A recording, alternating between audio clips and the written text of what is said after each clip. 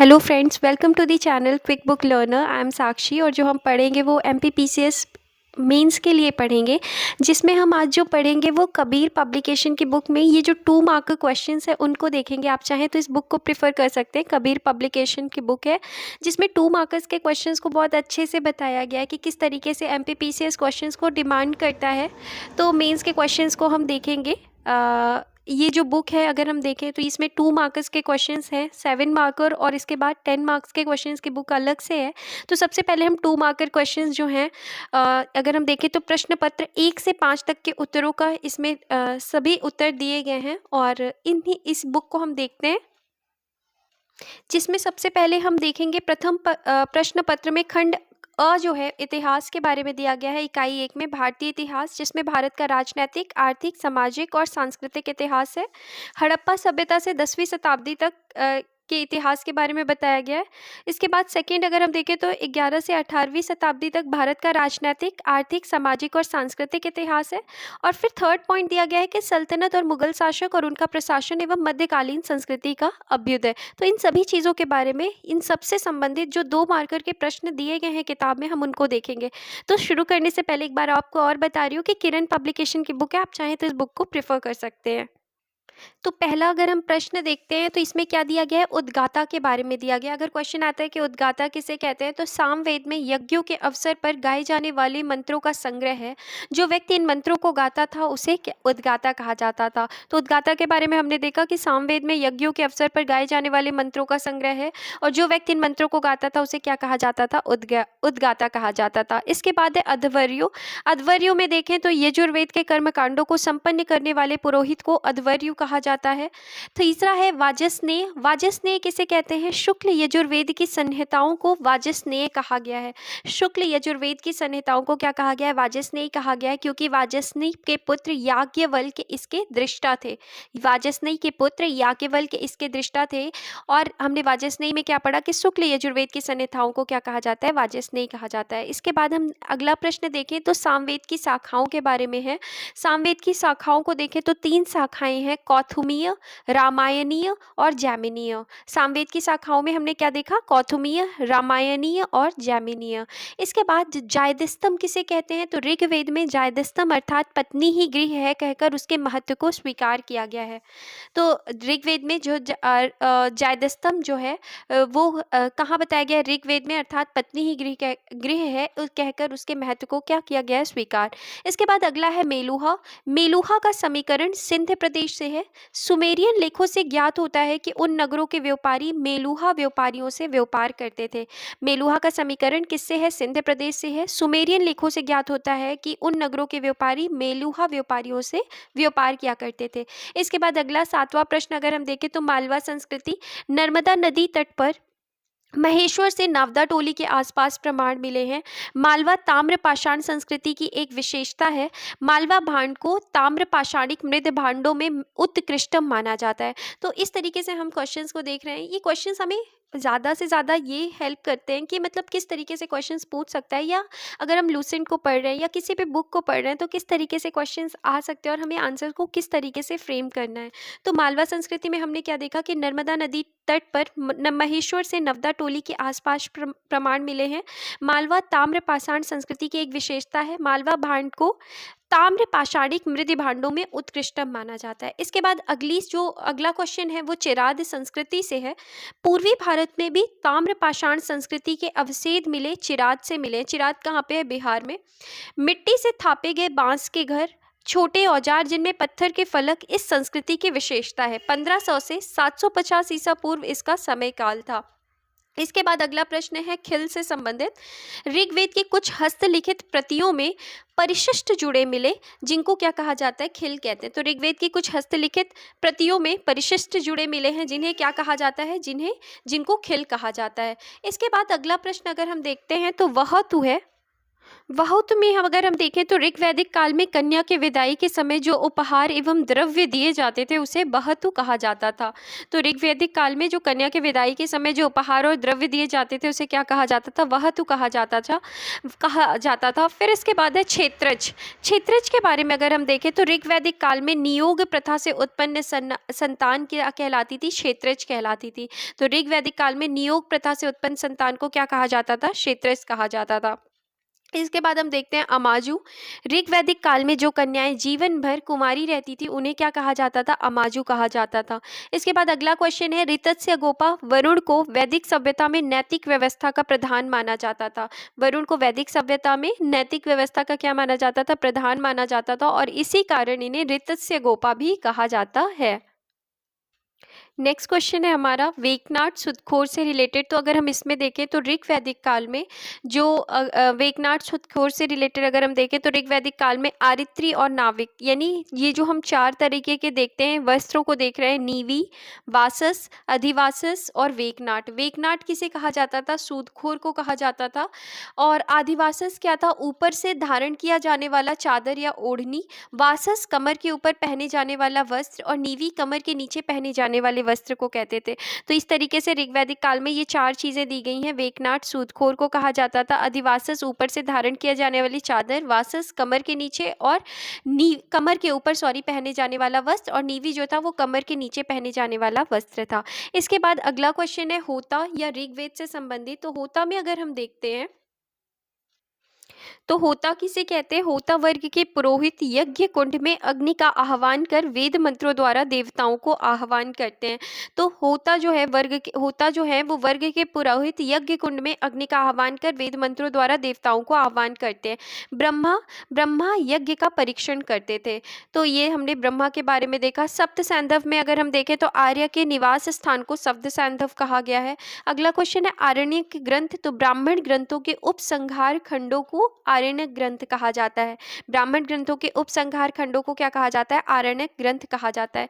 इसके बाद प्रश्न विनाक। वैदिक कालीन न्यायाधीशों को प्रश्न विनाक कहा जाता था। वैदिक कालीन न्यायाधीशों को क्या कहा जाता था? तो वैदिक कालीन न्यायाधीशों को प्रश्न विनाक कहा जाता था। नेक्स्ट क्वेश्चन है कुलप या गृहपति। परिवार के प्रधान को ऋग्वेद काल में कुलप या गृहपति कहा जाता है। तो अगर हम कुलप या गृहपति के बारे में बात करें तो परिवार के प्रधान को ऋग्वेद काल में कुलप या गृहपति कहा जाता था। अगला क्वेश्चन है सभा से संबंधित। तो सर्वसाधारण विषयों को तय करने के निमित्त स्थानीय संस्था थी, और स्त्रियों का भी इसमें क्या था? प्रवेश था। तो सभा जो थी वो क्या थी? सर्वसाधारण विषयों को तय करने के निमित्त स्थानीय संस्था थी, और स्त्रियों का भी इसमें क्या था? प्रवेश था। इसके बाद हम बात करते हैं समिति के बारे में। वैदिक काल में सार्वजनिक विषयों की देखभाल करने के लिए केंद्रीय प्रशासकीय संस्था थी। इसके अध्यक्ष को ईशान या पति कहते थे। तो वैदिक काल में सार्वजनिक विषयों की देखभाल करने के लिए केंद्रीय प्रशासकीय संस्था थी, और इसके अध्यक्ष को ईशान या क्या कहा जाता था? पति कहते थे। इसके बाद नियोग प्रथा क्या थी? विधवा स्त्री का अपने देवर से विवाह वैदिक काल में नियोग प्रथा कहलाता था। सीता ऋग्वैदिक काल में हल से बनी नालियां सीता कहलाती थी। तो सीता किसे कहते थे? ऋग्वैदिक काल में हल से बनी नालियों को क्या कहा जाता था? सीता कहते थे। यव क्या था? तो ऋग्वेद आर्य की सबसे प्रमुख फसल जो थी वो कौन थी? ऋग्वैदिक आर्य की सबसे प्रमुख फसल जो थी वो यव यानी कि जौ थी। अनस्य प्रेष्य क्या था? अनस्य प्रेष्य जो था वो उत्तर वैदिक काल में शूद्र को 3 वर्णों का सेवक कहा गया है। तो उत्तर वैदिक काल में शूद्र को 3 वर्णों का सेवक यानी अन्यस्य प्रेष्य कहा गया है। इसके बाद अगर हम देखें अगला तो कुसीद या कुसीदिन, ये क्या है? तो तैत्तिरीय संहित में ऋण के लिए कुसीद तथा सतपथ ब्राह्मण में उधार देने के लिए कुसीदिन शब्द मिलता है। तो हम कुसीद या कुसीदिन को अगर देखें तो तैत्तिरीय संहित में ऋण के लिए कुसीद और सतपथ ब्राह्मण में उधार देने के लिए कुसीदिन शब्द मिलता है। इसके बाद अगला है हमारा रत्तिका। रत्तिका को अगर देखें तो उत्तर वैदिक साहित्य में रत्तिका संभवतः बाट की इकाई थी। रत्तिका को साहित्य में तुला बीज कहा गया है। तो उत्तर वैदिक साहित्य में रत्तिका संभवतः बाट की इकाई थी, और रत्तिका को साहित्य में क्या कहा गया है? तुला बीज कहा गया है। इसके बाद अगला प्रश्न है अहुर मजदा और ओरनूज से संबंधित।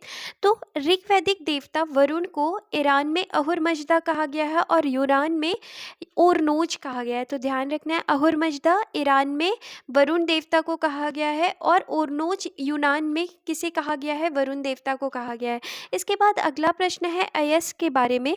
ऋग्वेद में उल्लेखित शब्द अयस शायद तांबा या कांसा का बोधक है। ये स्वर्ण से परिचित थे किंतु चांदी से क्या थे, अनभिज्ञ थे। तो ऋग्वेद में उल्लेखित शब्द अयस जो है वो शायद किससे संबंधित है, तांबा या कांस्य का बोधक है। ये स्वर्ण से परिचित थे किंतु चांदी से क्या थे, अनभिज्ञ थे। इसके बाद अगला प्रश्न है हमारा विदत से संबंधित। ऋग्वेद काल में आर्यों की जो सबसे पुरानी संस्था थी उसे क्या कहा जाता था, विदत कहा जाता था। ऋग्वेद में विदत शब्द का 122 बार उल्लेख हुआ है। उद्देश्य क्या है, धर्मनिरपेक्ष, सैन्य, आर्थिक, सामाजिक और धार्मिक उद्देश्यों के लिए निर्णय लेना था। इन सभाओं में महिलाओं की समान भागीदारी थी। तो हमने किसके बारे में पढ़ा, विदत के बारे में पढ़ा। इसके बाद हम देखते हैं पालागल। पालागल किसे कहते थे, तो ऋग्वेद काल में राजा का मित्र क्या कहलाता था, पालागल कहलाता था। ऋग्वेद काल में राजा का जो मित्र था उसे क्या कहा जाता था, पालागल कहते थे। क्षोत्रिय के बारे में अगर हम देखें तो वैदिक काल में विद्वान ब्राह्मण क्षोत्रिय कहलाता था। वैदिक काल में विद्वान जो था वो ब्राह्मण क्षोत्रिय कहलाता था। इसके बाद अदेवयु। अदेवयु किसे कहते थे, तो देवताओं में श्रद्धा न रखने वाले को वैदिक युग में अदेवयु कहा जाता था। तो ध्यान रखना है हमें कि देवताओं में श्रद्धा न रखने वाले को वैदिक युग में क्या कहा जाता था, वैदिक युग में अदेवयु कहा जाता था। इसके बाद हम देखते हैं उपसंपदा के बारे में। तो ईसा पूर्व 6वीं शताब्दी के काल में बौद्ध संघ में प्रविष्ट होने को क्या कहा जाता था, उपसंपदा कहा जाता था। तो ईसा पूर्व 6वीं शताब्दी के काल में बौद्ध संघ में प्रविष्ट होने को क्या कहा जाता था, उपसंपदा कहा जाता था। इसके बाद अगला हम देखते हैं अनुसावन। बौद्ध संघ की सभा में प्रस्ताव का पाठ होता था। प्रस्ताव पाठ को क्या कहा जाता था, अनुसावन कहा जाता था। बौद्ध संघ की सभा में प्रस्ताव का पाठ होता था और प्रस्ताव पाठ को ही क्या कहा जाता था, प्रस्ताव पाठ को ही अनुसावन कहा जाता था। इसके बाद अगला प्रश्न है अणुवाद। वैशेषिक दार्शनिक विचारधारा की उत्पत्ति जो है वो क्या है, अणुवाद है। वैशेषिक दार्शनिक विचारधारा की उत्पत्ति क्या है, अणुवाद है। इसके बाद अगला प्रश्न है तेरापंथी एवं समैया। तेरापंथी एवं समैया को अगर हम देखें तो जैन धर्म के 2 समुदाय हैं। इनमें तेराई थी, तेराई जिसे श्वेतांबर कहते थे, श्वेत वस्त्र धारण करते थे। तेरापंथी और समैया के बारे में हम बात करें तो जैन धर्म के 2 समुदाय हैं। इसमें तेराई थी, तेराई मतलब श्वेतांबर जो श्वेत वस्त्र धारण करते थे, और समैया का मतलब किससे होता, दिगंबर जिन्होंने वस्त्र को त्याग दिया था। इसके बाद अगला प्रश्न जो है वो हमारा क्या है, ब्रह्मवादिनी साधु वधु। तो अगर हम ब्रह्मवादिनी तथा साधु वधु के बारे में देखें तो वैदिक काल में 2 लोग थे। कौन थे वैदिक काल में, ब्रह्मवादिनी थे और साधु वधु थे। तो ब्रह्मवादिनी किसे कहते थे, वे कन्याएं जो जीवन भर आश्रम में रहकर शिक्षा प्राप्त करती थी उन्हें ब्रह्मवादिनी कहते थे। और साधु वधु किसे कहते थे, विवाह पूर्व तक शिक्षा प्राप्त करने वाली कन्याएं क्या कहलाती थी, साधु वधु कहलाती थी। और ये किससे संबंधित थी, वैदिक काल से। इसके बाद हम अगला प्रश्न देखें, पूषण शब्द किस वेद से संबंधित है। तो पूषण शब्द जो है वो किससे संबंधित है, ऋग्वेद से। ऋग्वेद में वनस्पतियों एवं औषधियों के देवता को क्या कहते थे, पूषण कहते थे। अगला प्रश्न है ऋग्वैदिक समाज में किस आख्यान से ज्ञात होता है कि पिता अपनी संतान को बेच सकता था। वरुण सूक्त के सुनह शेप आख्यान से ज्ञात होता है कि ऋग्वैदिक समाज में पिता अपनी संतान को बेच सकता था। तो अगर हम बात करें कि कौन से ऋग्वैदिक समाज के किस आख्यान से ज्ञात होता है कि पिता अपनी संतान को बेच सकता था, तो वरुण सूक्त के सुनह शेप आख्यान से ज्ञात होता है कि ऋग्वैदिक समाज में पिता अपनी संतान को बेच सकता था। नेक्स्ट है पूर्व। पूर्व में अगर हम देखते हैं, पूर्व प्रश्न है महावीर स्वामी द्वारा दिए गए मौलिक सिद्धांत 14 प्राचीन ग्रंथों में संकलित हैं और इन्हें क्या कहा जाता है, पूर्व कहा जाता है। तो महावीर स्वामी द्वारा दिए गए मौलिक सिद्धांत 14 प्राचीन ग्रंथों में संकलित है और इन्हें क्या कहा जाता है, इन्हें पूर्व कहा जाता है। इसके बाद अगला प्रश्न है अलवार। भारत में भागवत धर्म के उपासक अलवार कहलाते हैं और भगवान विष्णु के प्रति श्रद्धा एवं विश्वास रखते हैं। तो अलवार किसे कहा जाता है, भागवत धर्म के उपासक को अलवार कहा जाता है और ये भगवान विष्णु के प्रति श्रद्धा और विश्वास रखते हैं। नयनार किसे कहते हैं, तो भगवान शिव के उपासक नयनार कहलाए। उद्भव मुख्यतः मध्यकाल में दक्षिण भारत दक्षिण भारत के तमिलनाडु में हुआ था और इनकी नयनार की जो संख्या है वो कितनी है, 63 है। इसके बाद अगला प्रश्न है अनुसंधान। अनुसंधान को अगर हम देखें तो मौर्य काल में राज्य के कर्मचारी प्रादेशिक रज्जुक और युक्तकों को हर 5वें वर्ष में धर्म प्रचार हेतु यात्रा पर जाना होता है और इसे ही क्या कहा जाता है, अनुसंधान कहा जाता है। तो मौर्य काल में राज्य के कर्मचारी जो थे प्रादेशिक रज्जुक और युक्तकों को हर 5वें वर्ष में धर्म प्रचार हेतु कहाँ जाना होता है, यात्रा पर जाना होता है और इसे क्या कहा जाता है, अनुसंधान कहा जाता है। इसके बाद अगला प्रश्न देखें तो उपधा परीक्षण है। मौर्य काल में पुरोहित मंत्री की नियुक्ति उनके चरित्र की भली भांति जांच के बाद ही की जाती थी, जिसे उपधा परीक्षण कहा जाता है। तो मौर्य काल में अगर पुरोहित मंत्री की नियुक्ति जो है उनके चरित्र की भली भांति जांच के बाद होती थी और इसी को क्या कहा जाता है, उपधा परीक्षण कहा जाता था। अगला प्रश्न है संस्था से संबंधित। मौर्य काल में वो गुप्तचर जो एक ही स्थान पर ठहरकर छद्म वेश में कार्य थे उन्हें क्या कहा जाता था, संस्था कहा जाता था। तो मौर्य काल में वे गुप्तचर जो एक ही स्थान पर रहकर या ठहरकर छद्म वेश में कार्य करते थे उन्हें संस्था कहते थे। इसके विपरीत संचार वे गुप्तचर थे जो घूमते हुए सूचना एकत्रित करते थे। इसके बाद अगला प्रश्न है हिरण्य। तो मौर्य काल में कर अनाज के रूप में ना लेकर नगद लिया जाता था और इसे क्या कहा जाता था, हिरण्य कहा जाता था। अगला प्रश्न है सेतुबंध। राज्य की ओर से सिंचाई का प्रबंध करना सेतुबंध कहलाता था। मौर्य काल में सुदर्शन झील का निर्माण इसका क्या है, उदाहरण है। तो सिंचाई का प्रबंधन करना सेतुबंध कहलाता है और मौर्य काल में सुदर्शन झील का जो निर्माण हुआ था वो सेतुबंध का क्या है, उदाहरण है। इसके बाद विष्टि। मौर्य काल में निशुल्क श्रम अर्थात बेगार को क्या कहा जाता था, विष्टि कहा जाता था। तो निशुल्क श्रम या बेगार जो था उसे क्या कहा जाता था, विष्टि कहा जाता था। इसके बाद अगला प्रश्न अगर हम देखें तो अगला रूपजीवा है। रूपजीवा में अगर हम देखें तो मौर्य काल में स्वेच्छा से देह व्यापार करने वाली स्त्रियां रूपजीवा कहलाती थी तथा इनका निरीक्षण गढ़ी का अध्यक्ष करता था। इसके बाद अगला प्रश्न है महामात्र पसरण। महामात्र पसरण क्या था, तो मौर्य काल में गुप्तचर और खुफिया पुलिस एवं सूचना विभाग था। तो ये महामात्र पसरण जो था ये क्या है, गुप्तचर और खुफिया पुलिस एवं सूचना विभाग था। एग्रोनोमोई के बारे में अगर हम देखें तो मेगास्थनीज के अनुसार मौर्य काल में मार्ग निर्माण हेतु नियुक्त अधिकारी जो था वो क्या कहलाता था, एग्रोनोमोई कहलाता था। ये एमपीपीसीएस 2023 में क्वेश्चन पूछा गया है। एग्रोनोमोई किसे कहा जाता था, तो मेगास्थनीज के अनुसार मौर्य काल में मार्ग निर्माण हेतु नियुक्त अधिकारी क्या कहलाता था, एग्रोनोमोई कहलाता था। इसके बाद हम देखते हैं अंबष्ठ।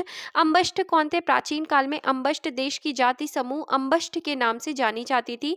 निवास चिनाब नदी के दक्षिणी तट पर था। तो प्राचीन काल में अंबष्ठ देश की जाति समूह अंबष्ठ के नाम से जानी जाती थी और निवास कहाँ था, तो निवास चिनाब नदी के दक्षिणी तट पर था। विशेष क्या है, संस्कृत और पाली साहित्य में उल्लेख है। सिकंदर के इतिहास संबंधी रचनाओं में भी उल्लेख मिलता है। इसके बाद हम बात करते हैं नैष्टिक के बारे में। तो नैष्टिक क्या था, प्राचीन काल में ब्रह्मचारी व्यक्ति को क्या कहा जाता था, नैष्टिक कहते हैं। प्राचीन काल में ब्रह्मचारी व्यक्ति को क्या कहते हैं, नैष्टिक कहते हैं। उपनयन संस्कार से अंतिम समय एक गुरु के आश्रम में ही रहते थे अर्थ निष्ठावान व्यक्ति या ब्रह्मचारी।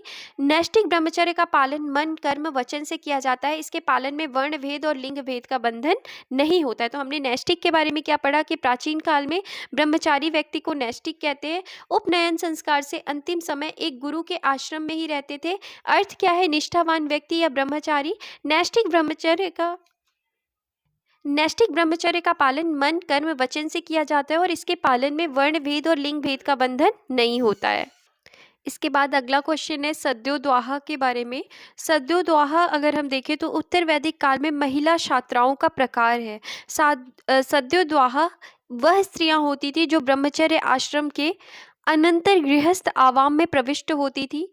यजमान पत्नी के रूप में पति के धार्मिक कार्यों में भाग लेती थी। आजम नियमों का पालन करते हुए मातृत्व पद को प्राप्त करती थी। तो ये हमने पढ़ा सद्योद्वाह के बारे में।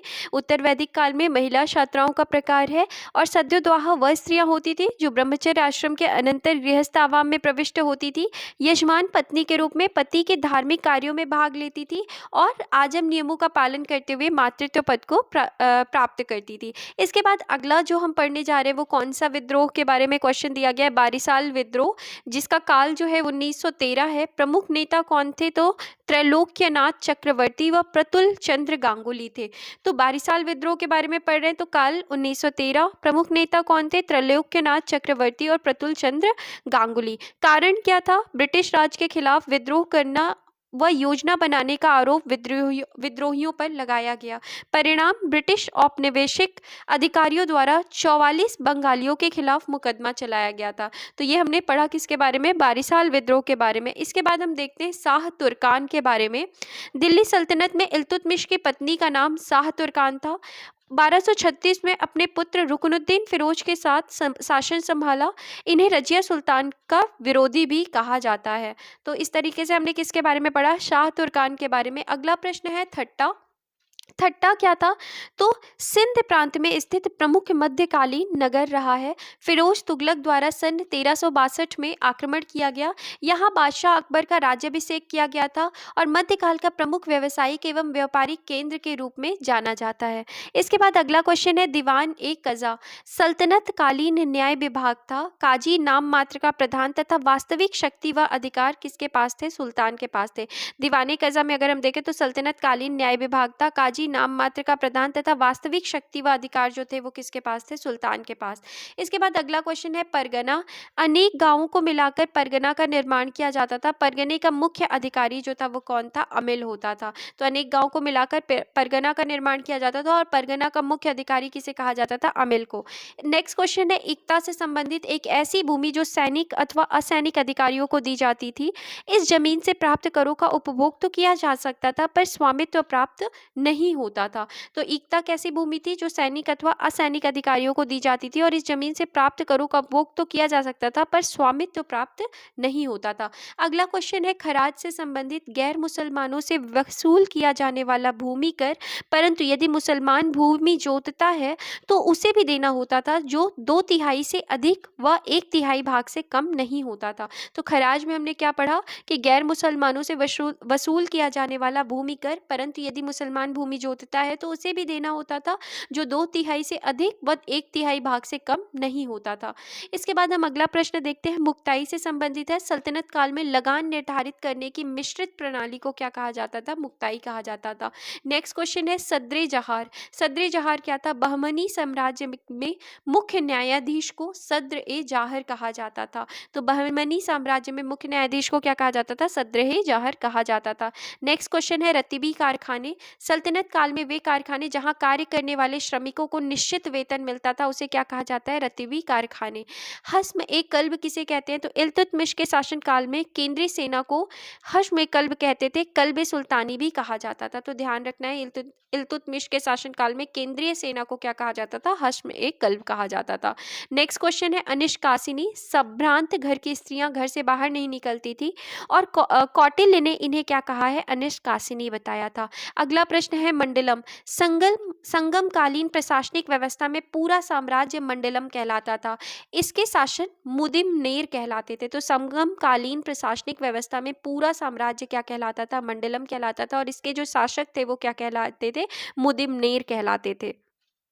नेक्स्ट क्वेश्चन है नाडुकुल। युद्ध में वीरगति प्राप्त करने वाले योद्धा को क्या कहा जाता था? नाडुकुल कहते हैं। कवलरम। अगला प्रश्न है कवलरम। प्रत्येक राज्य में संप्रभुता का प्रतीक एक राजवृक्ष होता था जिसे कवरलम या कदिवरम कहते थे। इसके बाद अगला क्वेश्चन है उमड़न। संगम काल में नमक का व्यापार महत्वपूर्ण था। इसके व्यापारी को ही उमड़न कहा गया था। नेक्स्ट प्रश्न अगर हम देखें भुक्ति। गुप्त साम्राज्य को प्रांतों में बांटा गया था जिन्हें भुक्ति प्रदेश और भोग कहा जाता था। 75वां प्रश्न है ग्रामिक से संबंधित। मौर्य काल में ग्राम सबसे छोटी प्रशासनिक इकाई थी और उसका प्रधान निर्वाचित होता था और उसे क्या कहा जाता था? ग्रामिक कहते थे। सीता। मौर्य काल में राजकीय भूमि से प्राप्त राजस्व को क्या कहा जाता था? सीता कहा जाता था। मौर्य काल में राजकीय भूमि से प्राप्त राजस्व को क्या कहा जाता था? सीता कहा जाता था। अगला क्वेश्चन है श्रेणी से संबंधित। उद्योग धंधों की संस्थाओं को श्रेणी कहा जाता था। इसका प्रधान महाश्रेष्ठी कहलाता था। तो उद्योग धंधों की संस्थाओं को श्रेणी कहा जाता था और इसका प्रधान क्या कहलाता था? महाश्रेष्ठी कहलाता था। अगला क्वेश्चन है अमरम। विजयनगर में नायकों को राजा वेतन के बदले या उनकी अधीनस्थ सेवा के रख रखाव के लिए विशेष भूखंड देता था, जो क्या कहलाता था, अमरम कहलाते थे। अगला क्वेश्चन है मुकासा। मराठा शासन में चौथ की आय का 66% मराठा सरदारों को घुड़सवार रखने के लिए दिया जाता था, जिसे मुकासा कहते। तो मराठा शासन में चौथ की आय का 66% मराठा सरदारों को घुड़सवार रखने के लिए दिया जाता था, जिसे क्या कहा जाता है, मुकासा कहते हैं। इसके बाद मौलिम। भारतीय व्यापारी जहाजों पर मौलिम एक कर्मचारी था जो गोलाकार यंत्र के साथ बैठता था। तो ध्यान रखना, मौलिम में कौन था, भारतीय व्यापारिक जहाजों पर मौलिम एक कर्मचारी हुआ करता था जो गोलाकार यंत्र के साथ बैठा करता था। इसके बाद अगला प्रश्न है जो हमारा, वो कौन सा है, सरंजामी प्रथा। सरंजामी प्रथा क्या थी, मराठा काल में यह भू राजस्व प्रशासन से संबंधित प्रथा थी। इस काल में मराठा जागीरदारों को सरंजामी भूमि उनके निर्वहन के लिए प्रदान की जाती थी। तो सरंजामी प्रथा जो है ये मराठा काल में भू राजस्व प्रशासन से संबंधित प्रथा थी, और इस काल में मराठा जागीरदारों को सरंजामी भूमि उनके निर्वहन के लिए प्रदान की जाती थी। अगला प्रश्न है नस्तालीक। नस्तालीक क्या है, ये एक फारसी लिपि है जो मध्यकालीन भारत में प्रयुक्त होती थी। मुगल बादशाह औरंगजेब नस्तालीक तथा सिकस्त लिखने में निपुण था। अगला प्रश्न है सरखत। सरखत क्या है, मुगल काल में मीर बख्शी सैन्य विभाग का प्रधान सरखत नामक प्रमाण पत्र पर हस्ताक्षर करके सैनिकों को मासिक वेतन निर्धारित करता था। तो ध्यान रखना है, मुगल काल में जो मीर बख्शी होते थे वो सरखत नामक प्रमाण पत्र पर हस्ताक्षर करके सैनिकों को मासिक वेतन निर्धारित करते थे। इसके बाद अगला क्वेश्चन है अहदी और दाखिली। ये क्या था, तो मुगल काल में घुड़सवार सैनिक थे। अहदी और दाखिली क्या थे, मुगल काल में घुड़सवार सैनिक थे। अहदी किसे कहते थे, ये सैनिक बादशाह द्वारा नियुक्त किए जाते थे तथा उसके अंगरक्षक के रूप में कार्य करते थे। और दाखिली, इन सैनिकों की भर्ती बादशाह द्वारा की जाती थी, यद्यपि इनको मनसबदारों की सेवा में रखा जाता था। अगला क्वेश्चन है माल। मुगल प्रशासनिक शब्दावली में माल शब्द भू राजस्व से संबंधित था। नेक्स्ट क्वेश्चन अगर हम देखें तो कौन सा है, बटाई। मध्यकाल में बटाई शब्द का तात्पर्य लगान निर्धारण की एक पद्धति थी जिसमें वास्तविक उपज का बंटवारा राज्य और कृषक के बीच में होता था। तो इस तरीके से फ्रेंड्स हमने आज इतने क्वेश्चंस को डिस्कस किया। आई होप आपको ये सीरीज़ पसंद आए। अगर अच्छी लगे तो प्लीज़ लाइक करें, शेयर करें और चैनल को सब्सक्राइब कर लें। Thank you.